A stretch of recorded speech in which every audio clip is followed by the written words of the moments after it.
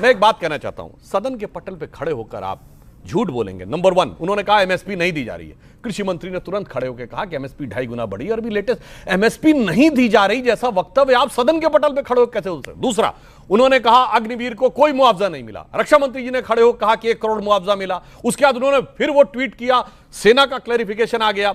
तीसरा, उन्होंने जो बहुत बड़ा झूठ बोला, जिस पर मैं कहना चाहूंगा, भगवानों की फोटो दिखाई।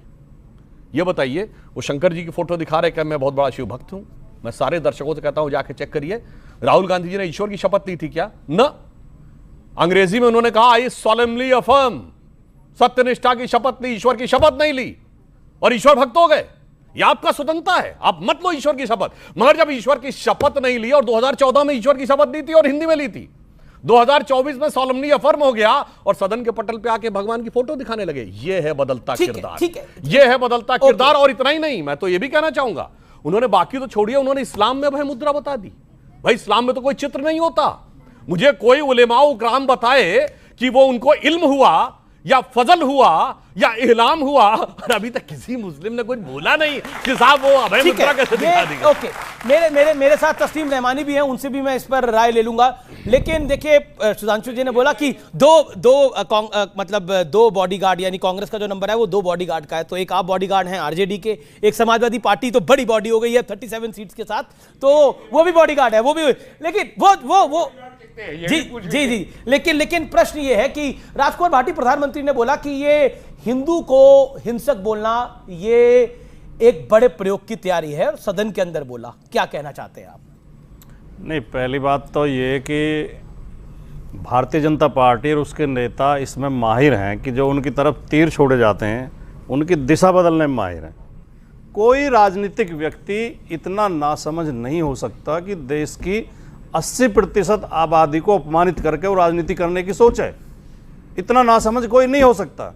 इस देश में 80% हिंदू हैं, और अन्य समुदाय भी जो हैं वो भी अपने आप को हिंदू समुदाय के साथ जोड़ के देखते हैं, जिसमें हमारे सिख भाई भी हैं, जैन भाई भी हैं, काफ़ी संख्या मुस्लिम समाज की भी है, जो मानते हैं कि हमारे पूर्वज हिंदू थे, उनका भी हिंदू धर्म के साथ भाईचारा है, वो भी उन्हें शत्रु नहीं मानते। तो कौन राजनीतिक व्यक्ति होगा जो इस तरह की बात, वो स्पष्ट तौर पर कह रहे थे, वो स्पष्ट तौर पर कह रहे थे कि ये बात जो हिंदू की करते हैं, ये जो हिंदू अपने आप को कहते हैं, ये हिंदुओं को हिंसक बना रहे हैं। इशारों को समझ रहा हूं मैं पूरी तरह से। मैं डॉक्टर सुधा, आपका जो इशारा था मैं उन्हीं के पास, सुधांशु त्रिवेदी, इतना ना समझ तो कोई भी नहीं होगा। राजकुमार भाटी ने सही बोली कि 80%। बोलिए, आप कंप्लीट कीजिए सर। दूसरी बात ये भी बहुत जरूरी है कहना जी कि हिंदू का नारा देके ये हिंदू के नाम पर मुसलमान से हिंदू को डरा के वोट हासिल करते हैं, लेकिन हिंदुओं का ही हकों की हकमारी करते हैं, हिंदुओं के अधिकारों का हनन करते हैं।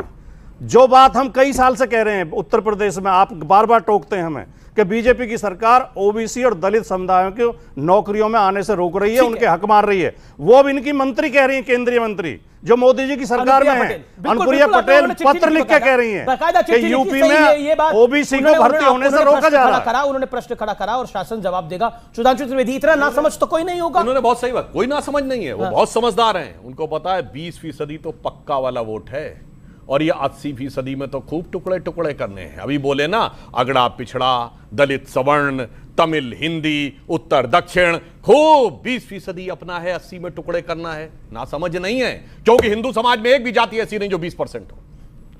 इसलिए उनको अच्छी तरीके से पता है, इसलिए वो बहुत समझदारी के साथ चल रहे हैं। और इसलिए जो माननीय प्रधानमंत्री जी ने कहा ये प्रयोग है, मैं प्रयोग बता रहा हूं। इनके कर्नाटक के कार्यकारी अध्यक्ष रहे, जो वर्तमान में पीडब्ल्यूडी मिनिस्टर है, सतीश जारकीहोली, उन्होंने शब्द बोला था, हिंदू शब्द गंदा है। इनके यात्रा में, जो भारत जोड़ो यात्रा थी, तमिलनाडु में एक ऐसे पादरी शामिल हुए थे जिनका नाम है जॉर्ज पुनैया, जिन्होंने कहा है कि मैं जूते इसलिए पहनता हूं कि भारत की धरती को अपवित्र मानता हूं। इनकी सबसे बड़ी दक्षिण भारत की गठबंधन सहयोगी ने क्या कॉन्फ्रेंस की, इरेडिकेशन ऑफ सनातन धर्म, यानी हिंदू धर्म का समूल नाश। फर्रुखाबाद में इनकी कैंडिडेट ने क्या कहा, वोट जिहाद। और इंटरनेशनल लेवल पे कॉन्फ्रेंस हो चुकी है 2 साल पहले, डिसमेंटलिंग ग्लोबल हिंदुत्व। लेकिन तो ये संयोग नहीं है, ये विधिवत प्रयोग है। सुधांशु त्रिवेदी, एक आपके, मैं उस लोकसभा सांसद का नाम भूल रहा हूं, लेकिन उन्होंने अपनी शपथ के बाद बाकायदा हिंदू राष्ट्र का उद्घोष कर दिया। उन्होंने जय हिंदू राष्ट्र बोला, मतलब जब शपथ के बाद एक नारा लगाते तो उसने जय हिंदू राष्ट्र बोला।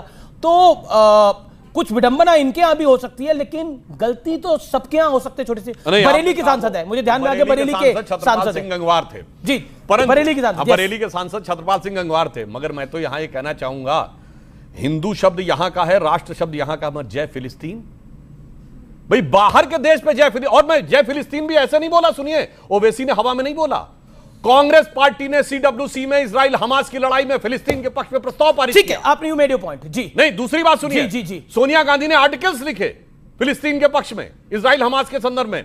प्रियंका गांधी का ट्वीट है। अगर अंतरराष्ट्रीय विचारों पे है तो क्या चीन ताइवान के ऊपर कोई आर्टिकल आपने देखा है? कोई सीडब्ल्यूसी का प्रस्ताव देखा है? कभी कुवैत और ये बड़ा विषय हो जाएगा और इंटरनेशनल विषय हो जाएगा। मैं कहता हूं कि हम विषय पर आ जाते। नहीं जी जी जी, मुझे पता है आप अंतरराष्ट्रीय मामलों के जानकार हो, आप इस पे बोलना चाहोगे। लेकिन मृत्युंजय तिवारी, ये क्या हो रहा है? ये क्यों हो रहा है और किस लिए हो रहा है? आप भी हिंदू हैं, हिंसक तो कहीं से नहीं है भैया। देखिए अमीश जी, बीजेपी का कहीं पर निगाह है, कहीं पर निशाना, और आपकी? हमारा तो सीधा निशाना है कि देश को संवारना है, देश को सजाना है, देश को बनाना है। ये हिंदू हिंदू हिंदू भगवान राम का नाम जपते रहे, अयोध्या का हमने मंदिर बना दिया, हो गया क्या? देखिए सब चीज का एक सीमा है, उस सीमा को पार करने के बाद फिर धैर्य जो है लोगों का जवाब दिया। सीमा हैदर भी सीमा पार करके यही नहीं, देखिए कोई भी सीमा हिंदू इसलिए हिंसक हो ही नहीं सकता, न कोई हिंदुस्तान का व्यक्ति बोल सकता है। अरे तो महाराज ये राहुल जी को समझाइए। हम तो कह रहे दुनिया में कहा जाता है सारे जहां से अच्छा हिंदुस्तान हमारा, ये हिंदुओं के बल पर कहा जाता है। अब सुधांशु जी कह रहे थे इनके विद्वता पर कोई सवाल नहीं है, लेकिन विचारधारा पर सवाल खड़े हम करेंगे। सवाल यह है कि आप राहुल गांधी जी क्या कह रहे हैं कि अहिंसा से देश चलेगा, यह देश गांधी जी के रास्ते पर चलेगा, यह देश गोडसे के रास्ते पर नहीं चल सकता है। अगर ये कहा जा रहा है कि तो सही था, उन्होंने बोला हिंदू का मतलब अहिंसा अहिंसा हिंसा, यही उन्होंने बोला। देखिए राहुल हिंदू का मतलब हिंसा हिंसा हिंसा। हम दावे के साथ कह सकते हैं श्री राहुल गांधी जी ने बीजेपी आरएसएस को लेकर कहा, उनकी नीतियों को लेकर कहा। ये आप लोग एनडीए के पार्टी के बाद आप लोगों ने ऐसे ही कह दिया। चिराग पासवान ने बयान दे दिया कि गलत बयान है, दूसरी तरफ से शिवसेना ने बयान दे दिया, जेडीयू के कई सांसदों ने बोला कि राहुल गांधी ऐसा कैसे बोल सकते हैं, हम सदन में थे जब ये सब कुछ हुआ। वो कह रहे हमारा तो टारगेट बीजेपी और आरएसएस था, हमारा टारगेट हिंदू था ही नहीं। आप गलत मतलब निकाल रहे हैं, जानबूझ के निकाल रहे हैं, एजेंडा आपका है, प्रोपेगेंडा आपका है। आप एक बात बताइए अमीश देवगन जी कि राहुल गांधी के कितने बयानों का किस तरह से हम लोग इंटरप्रेशन करें, या जो वो बोलते हैं उतना भर माने? क्या माने उनके बारे में? विपक्ष का नेता यदि कह दे किसी एक खास कम्युनिटी को कि वो जो अपने आप को हिंदू कहता है वो नफरत नफरत नफरत हिंसा हिंसा, क्या राहुल गांधी ने वो कहानी नहीं पढ़ी उस ऋषि मुनि की कि एक ऋषि मुनि एक बिच्छू को बचा रहे थे, बिच्छू डंक मार रहा था लेकिन ऋषि बार बार बचाते? तो हिंदी का स्वभाव तो इतना निर्मल और सरल है, क्या राहुल गांधी पूरे जीवन इस